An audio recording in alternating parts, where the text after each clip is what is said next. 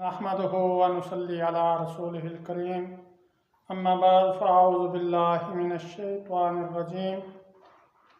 بسم اللہ الرحمن الرحیم۔ آج اتوار کے دن کا وظیفہ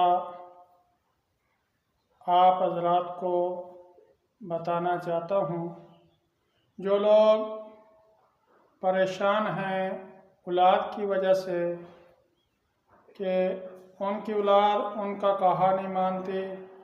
بیٹا فرما بردار ہے نہیں ہے، نافرمانی کرتا ہے، بیٹیاں نافرمانی کرتی ہیں، گھر کے اندر بیٹے اور بیٹیوں کی وجہ سے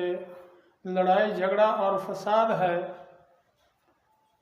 وہ کہا نہیں مانتے، فرما برداری نہیں کرتے، یا اسی طرح بیوی خاوند کی نافرمانی کرتی ہے، فرما برداری نہیں کرتی، اور بھائی سے لڑائی جھگڑا کرتے ہیں، تو ہر کسی کو اپنے مطیع کرنے کے لیے، فرما بردار کرنے کے لیے یہ بہت ہی پاورفل وظیفہ ہے۔ آج کل اکثر اولاد نافرمان ہوتی ہے، اور نافرمان ہونے کی وجہ یہ بھی ہے کہ ہم لوگ اولاد کے سامنے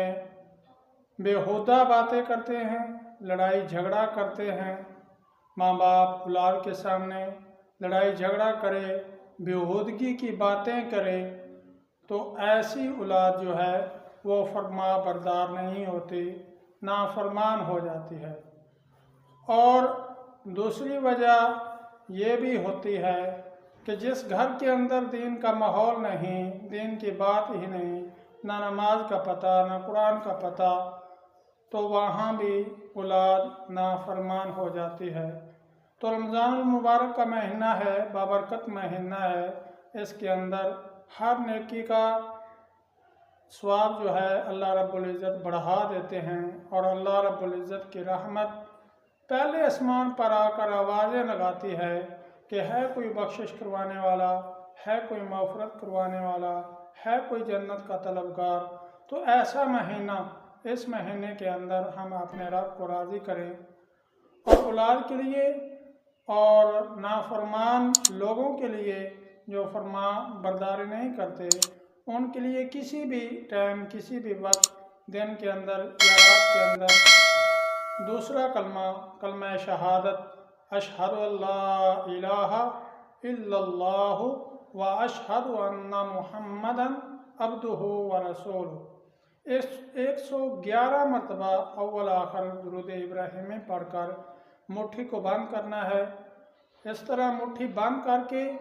تصور کرنا ہے جو نافرمان ہیں، جو اطاعت نہیں کرتے، فرما برداری نہیں کرتے، ان کا تصور کر کے مٹھی پر پھونک مارنی ہے اور مٹھی کو کھول دینا ہے۔ چند دن یہ عمل کریں گے تو انشاءاللہ نافرمان فرما برداری کرنے شروع ہو جائیں گے۔ وآخر دعوانا ان الحمدللہ رب العالمین۔